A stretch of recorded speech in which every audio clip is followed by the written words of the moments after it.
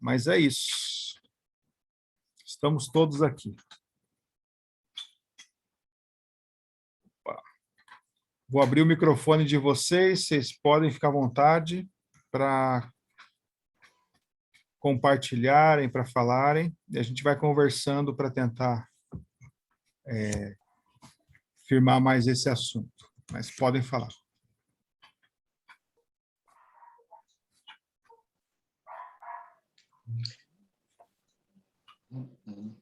Tudo bom, tio Jorge? Estou vendo ali o tio Jorge. Tudo bem. Aqui. Não comentei ainda.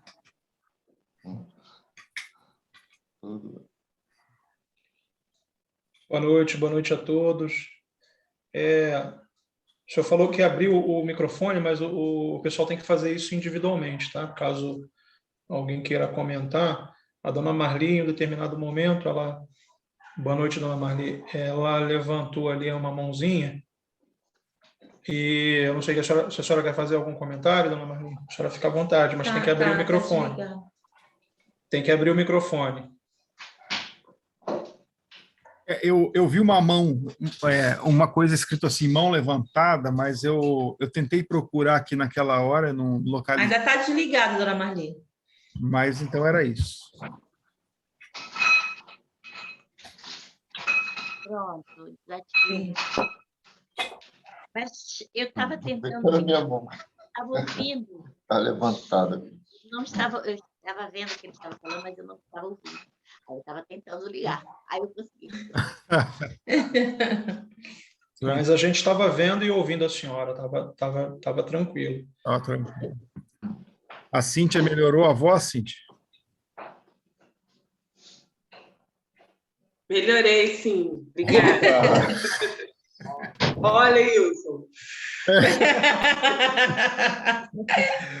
Vou responder com uma continência. Melhor, graças a Deus. Cíntia. Oi. Pode falar, dona Marli. Eu perguntar assim, se o pessoal for o mesmo lá para a igreja de tarde. Eu tentei me comunicar com todo mundo, não consegui me comunicar com ninguém. E eu cheguei em casa, era umas 4h30 depois da minha consulta. Mas ninguém me respondeu, eu desisti de ir.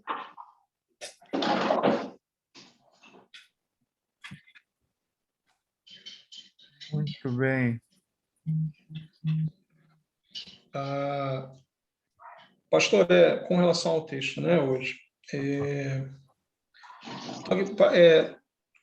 o texto, quando ele se aproxima daquilo que o senhor chamou de proposição de transição, eu não diria que ele dá uma truncada, mas assim ele pode, digamos assim, suscitar caminhos diferentes, né? Porque ele vem assim, no verso 5, né? Quero, pois, lembrar-vos, embora já estejais cientes de tudo, uma vez por todas, que o Senhor, tendo libertado um povo, tirando da terra do Egito, destruiu depois os que não creram. E há anjos, versículo 6, os que não guardaram seu estado original, mas abandonaram seu próprio domicílio, ele tem guardado sobre trevas em algemas eternas para o juízo do grande dia. Como Sodoma e Gomorra e as cidades circunvizinhas que havendo se entregado à prostituição, como aqueles. E aí esse como aqueles, ele se refere aos anjos, né, que não guardaram seu estado original, aqueles que o senhor entende que estejam ali descritos no capítulo 6 de Gênesis. Certo. Então, o que esses anjos fizeram? Seguiram após outra carne, né, como os homens em Sodoma e Gomorra, né, Paulo chama de... Em Romanos, Paulo chama de... acusa os próprios romanos de... Ou os gregos, se eu não estou enganado, de... Ele usa uma expressão parecida que agora não me veio exatamente à mente, né? Mas ele diz que é como se eles tivessem invertido, né, a ordem natural das coisas, né? Então, Paulo usa uma expressão parecida com essa. E aí, seguindo após outra carne, são postas para exemplo do fogo eterno sofrendo punição. Tal qual os anjos, essas cidades foram postas para exemplo do fogo eterno sofrendo punição. Aí ele fala assim, nessa frase de proposição, o senhor não chegou nela ainda, mas eu gostaria de citar, né? Ora estes, da mesma sorte, esses estes são os indivíduos que se introduziram com dissimulação, né? Quais sonhadores alucinados não só contaminam a carne, da mesma forma que os anjos que caíram e que os homens de Sodoma e Gomorra, Isso. não só contaminam a carne, como também rejeitam o governo e difamam autoridades superiores. Quando ele diz como também rejeitam o governo, apesar de ele estar usando essa expressão como também, né, como se ele estivesse falando no sentido de que os homens de Sodoma e Gomorra não tiveram essa atitude, tão poucos anjos fizeram isso, eu entendo aqui que, na verdade, ele faz uma volta aos anjos. Porque, de uma certa forma, anjos que não guardam o seu estado original, eles são anjos que rejeitam o governo, rejeitam a autoridade de Deus. E, de uma certa forma, também difamam autoridades superiores, também retomando essa questão do governo de Deus. As pessoas ligam muito a palavra difamar, né, para uma questão de você falar, mas as suas atitudes também difamam outrem. Então, assim, a atitude de um cristão professo, de um dito cristão, em determinadas situações, ela difama a Igreja de Cristo se ele não estiver andando nos caminhos de Deus, né? Então, eu enxergo essa retomada, né? Essa retomada da questão dos anjos que não guardaram o seu estado original. E outra coisa também que me chama a atenção, é interessante a palavra que é usada, né? Pelo menos em português, né? No verso 4. Pois certos discípulos, engraçado que não tinha me chamado a atenção na aula passada, mas agora eu refleti sobre ela, né? Sobre o uso dela aqui. Pois certos indivíduos se introduziram com dissimulação. Dissimulação é uma palavra interessante, né? Porque, assim, esse prefixo diz... Porque existe a palavra simulação, né?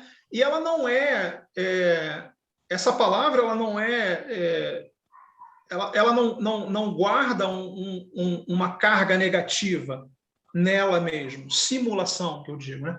Porque simulação é uma hipótese, é um evento que pode ocorrer, é algo que simula algo, né? Por exemplo, uma simulação de situações de guerra, elas podem ser feitas, né? Um treino, seria isso.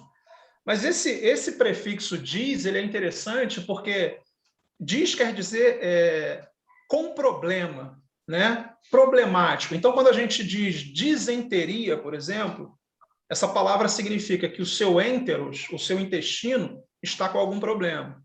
O dis significa problema, né? Então, dissimulação seria uma simulação com problema, né? É interessante esse termo usado, pelo menos na língua portuguesa, né? Que deixa muito claro, assim, não é algo extremamente negativo, né? Era isso que eu queria comentar. E eu gostaria que o senhor retomasse a explicação não querendo ser insistente nessa tecla, mas, assim, eu queria que o senhor retomasse essa explicação dessa descrição desses indivíduos que se introduziram com dissimulação, em que sentido eles foram antecipadamente pronunciados por essa condenação. Se eu não estou enganado, na aula passada a gente levantou duas hipóteses, né, ou duas possíveis interpretações para isso. Eu gostaria que o senhor retomasse. Certo.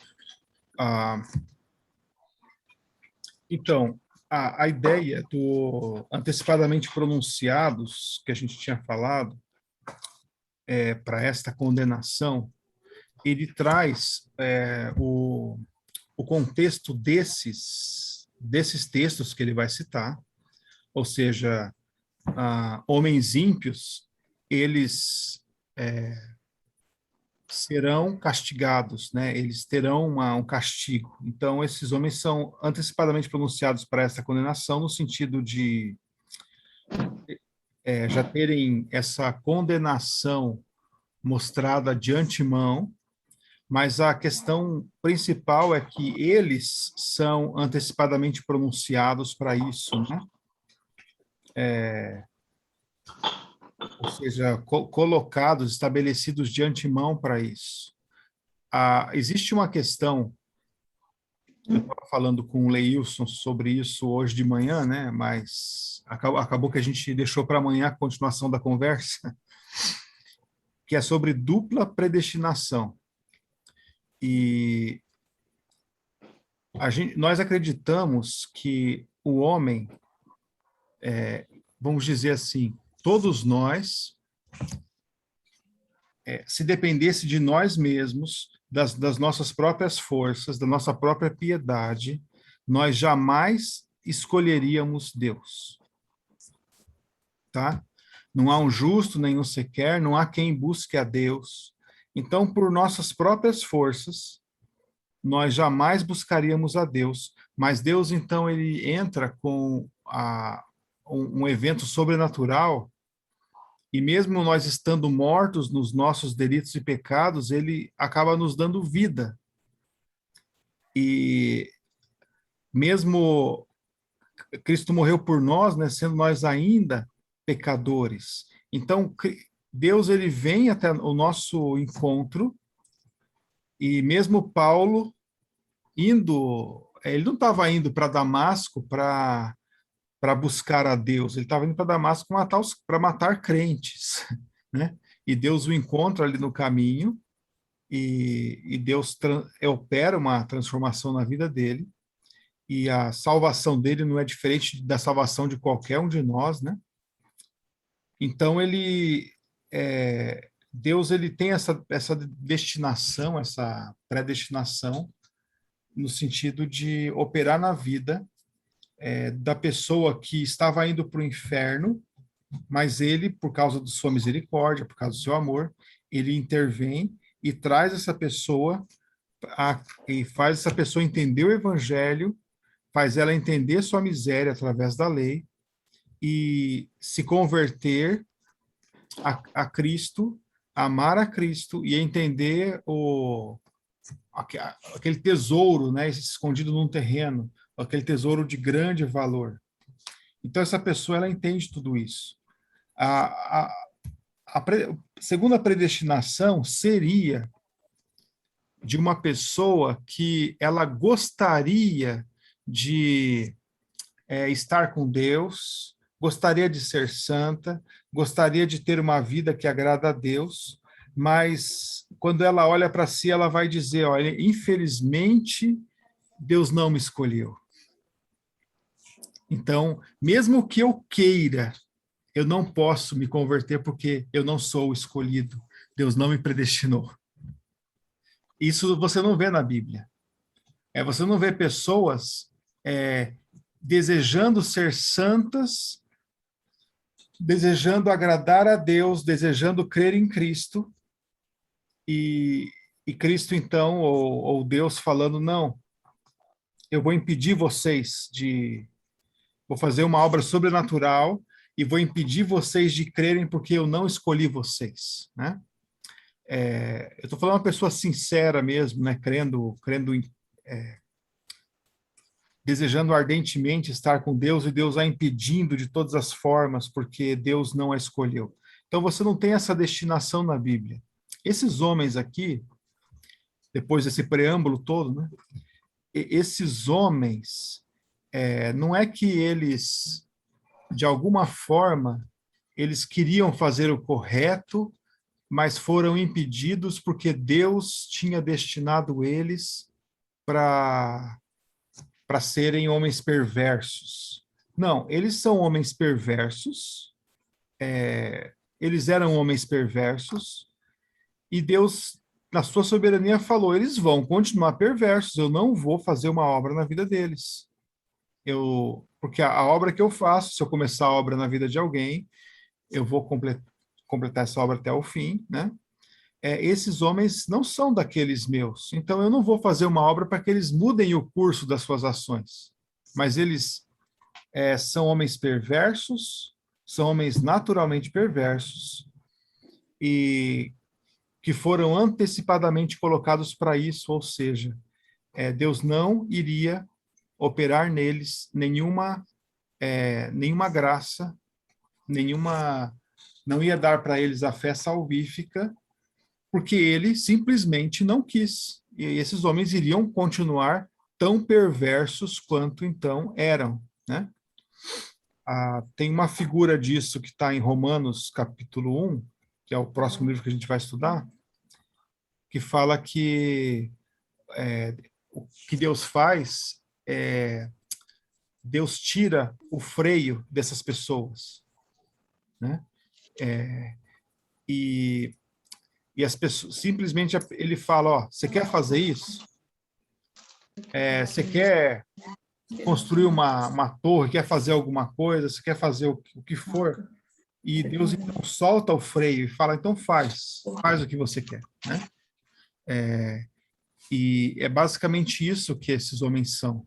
Eles naturalmente não buscaram a Deus, nunca iriam buscar a Deus, e não foram renovados por Deus para fazerem isso.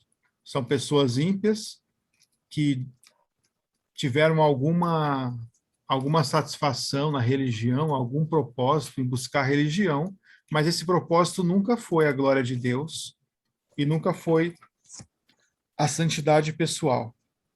Era um outro propósito. Pode ser dinheiro, pode ser fama, pode ser simplesmente destruição, vou destruir aquela igreja, pode ser algum interesse escuso, mas nunca o interesse foi buscar a Deus com coração sincero. Não sei se eu falei tudo o que precisava falar, o assunto é bem extenso, mas basicamente é isso. Pastor, Pode falar, tio Jorge. eu aqui fiquei com uma dúvida aqui. Essa passagem de Judas, ela tem assim alguma semelhança com Colossenses? Porque, né, quando Epáfras chega a Paulo, ele que fundou as igrejas, né? Sim. Em Éfeso, lá, Colossos. Então, ele chega para Paulo e fala sobre os agnósticos que estavam chegando na igreja. Inclusive, nós estamos até estudando isso ao domingo. Aí tem alguma semelhança esses homens maus aqui com essa perseguição com os agnósticos, né? Que falavam em anjos, falavam em... Então, a questão do agnosticismo, ela é central em Colossenses, ela vai ser bem debatida em 1 João, era um grande problema, mas eu acho que o problema aqui de Judas, embora possa incluir, e com certeza inclua, porque era um problema recorrente na época, Judas está se referindo mais a esse grupo de líderes que não necessariamente tem essa questão do agnosticismo, mas eles negam algumas doutrinas bem centrais, um pouco diferentes, né? Como o senhorio de Cristo. Os agnósticos, eles diziam mais sobre a realidade de Cristo, né? Não foi Cristo que veio, mas foi o símbolo. Como elo, né? Como aquelas coisas. Isso, se Cristo é Deus, ele não poderia ter encarnado em carne mesmo, né? Porque a carne é má, o espírito é bom, então ele não poderia. Eles vão negar a ressurreição literal de Cristo, né? Eles vão negar que uma pessoa comum da igreja possa ter um conhecimento pleno da vontade de Deus, mas somente os são mais elevados, né? iluminados, né, os elevados, alguns ali no meio que vão poder ter um conhecimento especial, e aí João ele vai atacar isso, Colossenses também, João o tempo todo ele fala oidamen, que é sabemos, né? Nós sabemos, todos nós sabemos. Então, eu não digo que eles não estavam aqui no meio desse pessoal, mas o que eles estão aqui, na verdade, fazendo, que seria essa questão de uma libertinagem, uma liberação sexual, né? E propalando isso, e também uma irreverência,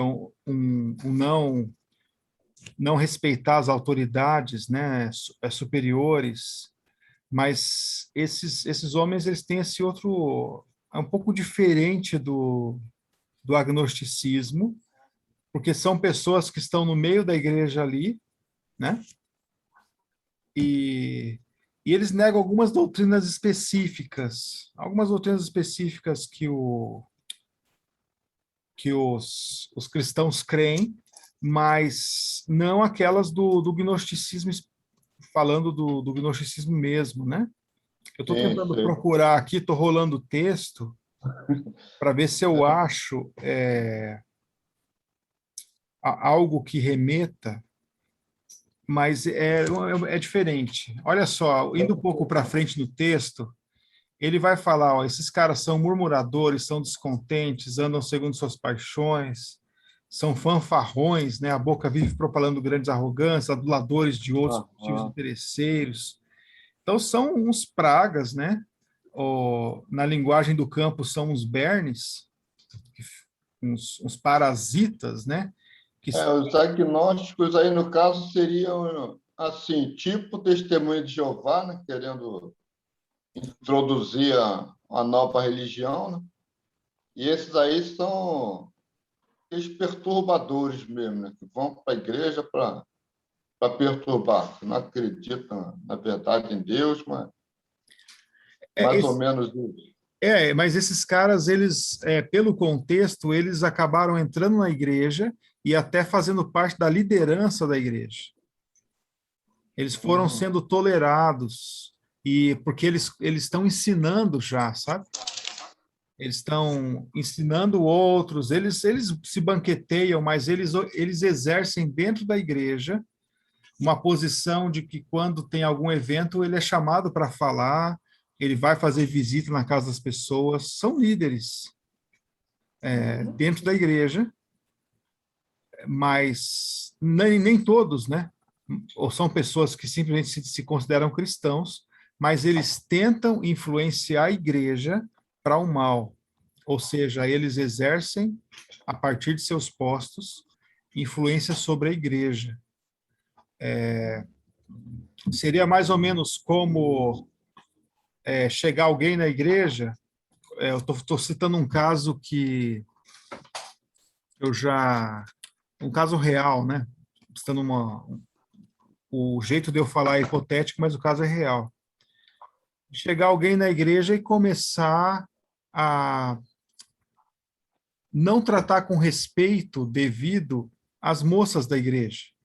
É um senhor da igreja, é casado, tem seus filhos, mas ele não trata com o devido respeito às moças da igreja. Ele segura a mão das moças e começa a demorar segurando a mão das moças, elas tentam tirar, ele fica segurando. Às vezes vai e começa a ensinar que não tem problema você ficar com as pessoas, porque isso faz parte de conhecer, para ver se é isso que você quer, e aí para namorar. Então, eles acabam destruindo ali uma geração de jovens, porque essas questões sexuais, elas vão destruir não só o jovem ali na juventude, mas vão talvez destruir por toda a vida, né? Vão ter sequelas, ter consequências por toda a vida. Então, esses caras, eles têm essa questão. Eles pregam a libertinagem, e especificamente libertinagem na área sexual. E eles também desprezam qualquer autoridade. Esses caras são de esquerda, sabe? Vamos falar a verdade. Eles são de esquerda, eles falam, não, a questão de autoridade é a opressão, o que tem que ser a ditadura do proletariado, né? A gente, questão de querer mandar, eles vão ser feministas, eles vão ser progressistas, né, sexualmente falando, e vão ser de esquerda. Então, a gente tem enfrentado isso aqui, embora hoje exista muito agnosticismo nas igrejas, muito mesmo, né? Mas eu creio que essa questão é até mais frequente, né, nesse mundo polarizado que a gente vive hoje, né? Porque está muito óbvio, essas questões estão muito óbvias, né?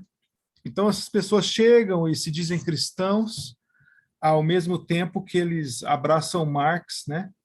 E abraçam o feminismo, e abraçam essas teorias, e dizem que socialismo é coisa boa porque Cristo foi socialista, né?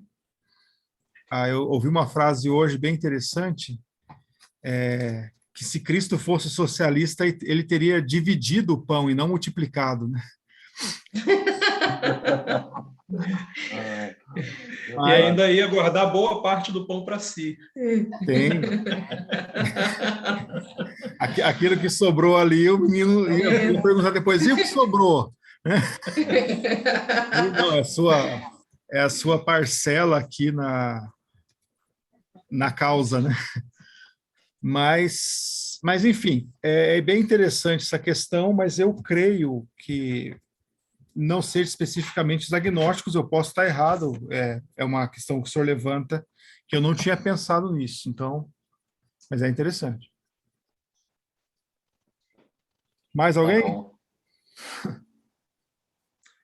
Eu vou só retomar aqui o que eu havia dito, né? Eu fiz uma correlação, um paralelo com o texto em Romanos, e eu encontrei aqui, né? Então, quando Judas diz aqui no versículo 7, havendo-se entregado à prostituição como aqueles, seguindo após outra carne, Paulo usa aqui nos versículos 26 e 27 de Romanos 1, né? Por causa disso, Deus os entregou Deus a paixões infames, porque até as mulheres mudaram o modo natural de suas relações íntimas por outro, contrário à natureza. 27. Semelhantemente, os homens também, deixando o contato natural da mulher, se inflamaram mutuamente em sua sensualidade, cometendo torpeza homens com os homens, homens com homens, e recebendo em si mesmo a merecida punição do seu erro. Então, era esse o texto que eu tinha em mente. E eu vou só fazer eu vou fazer como que um gancho para a próxima aula, pastor, se Sim. Dessa forma o senhor me permite. É porque, assim, eu acho que eu li no comentário, em cima do que o tio Jorge estava falando, e o senhor estava explicando sobre o gnosticismo, e eu entendi que ele, de uma certa forma, o conjunto aí dos indivíduos que se introduziram com dissimulação, o pessoal os gnósticos estariam incluídos nesse conjunto, né? Seria um subconjunto deles, digamos assim. Pensando nisso, eu lembrei que eu li num comentário, se eu não me engano, foi na Bíblia, no comentário de Macário, quando ele dá o pano de fundo ali de Judas, ele diz que esse livro, vão colocar entre aspas, ele foi apelidado, né, de Atos dos Apóstatas, né? Mas assim, eu tenho certa dificuldade para entender isso. Essa questão mesmo da apostasia, né? E aí eu estou colocando para uma próxima conversa, né? Eu sei que já do adiantado da hora, e sei que já tem visitas a fazer, mas eu tenho uma certa dificuldade com essa questão da apostasia, né? A apostasia quer dizer pura e simplesmente você deixar algo de lado, né? Relegar a segundo plano, não querer mais, ou tirar das costas aquilo, enfim, abandonar algo, né? E aí, quando o meu incômodo é o seguinte, eu não consigo entender como alguém pode apostatar de algo que nunca teve, né? A fé, por exemplo. Porque se alguém que se um apóstata, se alguém pratica a apostasia da fé, quer dizer que em determinado momento ele esteve de posse dela, né? E aí ele a deixa de lado. E eu não consigo entender isso porque uma doutrina bíblica que eu entendo como básica é que a gente não perde a nossa salvação. Mas esse comentário é só porque eu me lembrei desse codinome do livro de Judas, né? Atos dos Apóstolos, e aí essa questão me veio à mente. Mas aí é só mesmo para, digamos assim, é um gancho para a próxima aula aí, e para a gente poder, talvez, se for conveniente, se for coerente, vou retomar esse assunto. Não, lembra, Leilson, na próxima vez, eu só vou dar uma adiantada nessa questão, é que a apostasia, ela pressupõe, de fato, alguém que abraçou aquilo alguma vez, mas, biblicamente falando, esse abraçar não foi genuíno, tá? Eles saíram de nós porque não eram dos nossos. Não eram dos nossos. Tá? Porque se fossem dos nossos, teriam permanecido conosco. O crente não apostata. Essa é a questão que a gente tem. Tá? Um crente verdadeiro não apostata. Ele pode cair. Ele pode cometer pecado como o pecado lá de Davi com Betseba, digamos. Ele pode ter algo, tanto é que é possível nós renovarmos alguém para arrependimento, depois de ter feito algo, né, ou ter se desviado. É possível que ele tenha esse problema, né? Mas a questão da apostasia é algo bem forte. É uma pessoa que não é só uma pessoa que deixou de ir na igreja lá e tchau. Não, o apóstata, ele não só deixa de seguir a Deus, como ele se torna seu inimigo mor, né? Ele vai tentar dissuadir os outros da fé e ele vai virar um guerrilheiro ali contra Deus. Esse é o apóstata, né? Mas a gente pode conversar mais sobre isso da próxima vez mesmo. Eu acho que um exemplo aí de apóstata é aquele pastor... Silas Malafaia? Não, o outro lá, aquele que o Caio Fábio? adora. Quem? Caio Fábio? O Caio Fábio, sim. Nossa, aquele homem, ele é terrível. Ele fala coisas que... Meu Deus, e assim, eu nunca ouvi a pregação dele, né? Eu não era cristã na época, mas assim, pessoas que eu conheço, assim, que acompanharam aí, dizem que ele tinha pregações muito boas.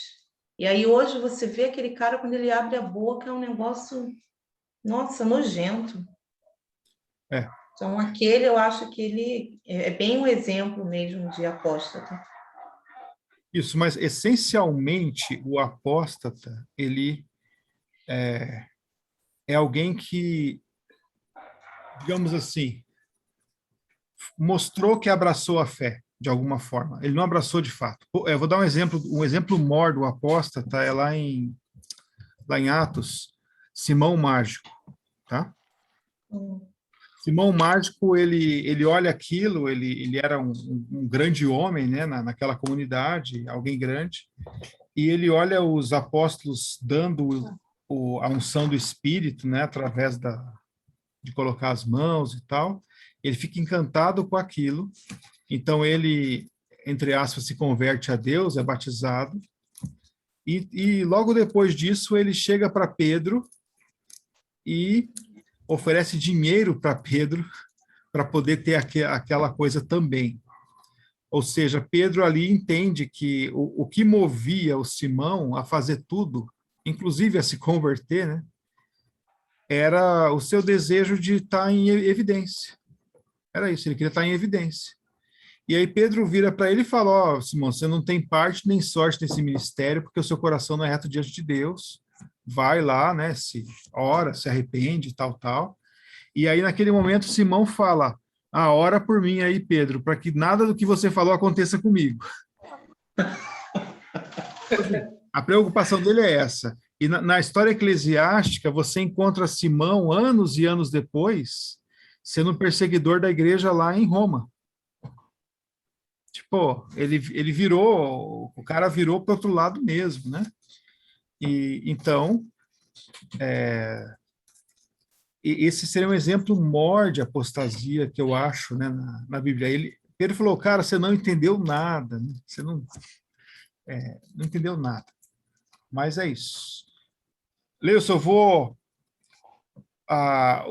o texto aqui é muito bom, ele vai continuar. Eu quero, da próxima vez, explorar um pouco mais esse mesmo texto,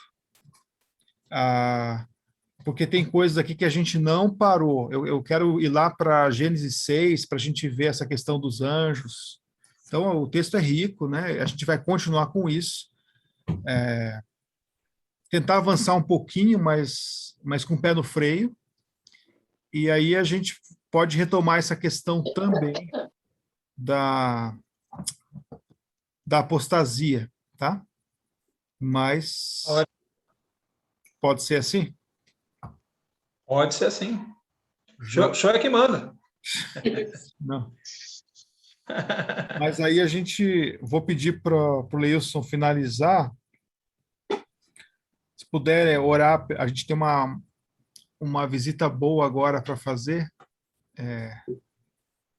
Um pessoal que a gente já tem trabalhado há um bom tempo aqui em Dourados e a gente geralmente depois aqui da aula eu simplesmente caio na cama e já está todo mundo dormindo, né? A gente dorme bem cedo aqui em casa. Mas hoje a gente abriu essa exceção porque era o único tempo que o pessoal tinha. Então a gente vai fazer isso hoje, né? Mas se puder orar por isso também. Amém. Okay? Queridos, obrigado pela participação de todos. Eu sempre digo que é uma bênção ver o pessoal participando, as pessoas sedentas aí por buscar a face de Deus. E a gente particularmente gosta, a Cris está por aqui hoje também, e é motivo de grande alegria para a gente, mas é muito gostoso a participação aí do pessoal aí no Rio. Eu também, eu sou suspeito para falar, que eu aproveito para matar um pouquinho a saudade, né? Mas, enfim, muito obrigado, tá? Vamos orar. Senhor, nós te agradecemos, Pai, pelas tuas verdades encerradas no livro de Judas, que o pastor João Paulo tem trazido para estudo. Também te agradecemos pela disponibilidade que o teu servo tem mostrado, Pai. Nós te clamamos, Senhor Deus, pela visita que hoje ele faz àquela família, Pai, que o Senhor possa abençoar essa visita, que os teus propósitos, Senhor Deus, sejam cumpridos na vida daquela família, Senhor Deus, e que tudo seja feito para a honra e glória do teu santo nome. Amém. Senhor Deus, despede os teus servos em paz, abençoa a nossa noite de descanso na tua presença e também abençoa o restante da nossa semana no teu caminho, Pai amado. Nós te louvamos agradecidos em nome do Senhor Jesus. Amém. Amém. Amém. Amém. Boa noite, queridos. Boa noite. Boa noite. Boa noite. Cíntia, dá um abraço no Nils. Dá um beijo nas Eu crianças aí. sim. Daqui a pouco ele está chegando por aí. Obrigada. Boa noite, dona Marli. Tchau, Dá um abraço tchau. em todos aí. Tio Boa Jorge, noite. dá um abraço na tia Rita. Boa noite. Boa noite. Adriano. Ô, tio Jorge. Sim.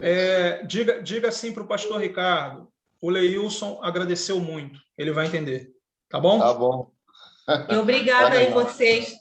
Obrigada a vocês também pela recepção aí da Mandinha, do meu cunhado, do genro, Foi um todo prazer mundo aí. recebê-los aqui. Foi muito bom. Pois é, Gabriel já está contando, Gabriel e Miguel já estão contando os dias que eles querem voltar. E aí a Amanda falou que que vai benção. voltar de novo. Eu sei até que é redundante pedir isso para vocês, porque eu os conheço, mas de qualquer maneira, fica o pedido. Abraça essa família aí, tá bom? Tá bom, pode deixar. Abrace-os como vocês nos abraçaram lá em 2014. Isso. Poxa, tudo isso, né? Já tem tudo isso. Tá bom. Tchau, gente. Boa noite. Boa noite. Tchau, tchau. Pastor João, amanhã, 5:45, não corra, ou corra, né? Estaremos prontos. Tá? Boa visita. Amanhã sim, obrigado. Boa noite, pastor. Tchau, boa noite. Tchau. Boa noite a todos. Ah. Boa noite.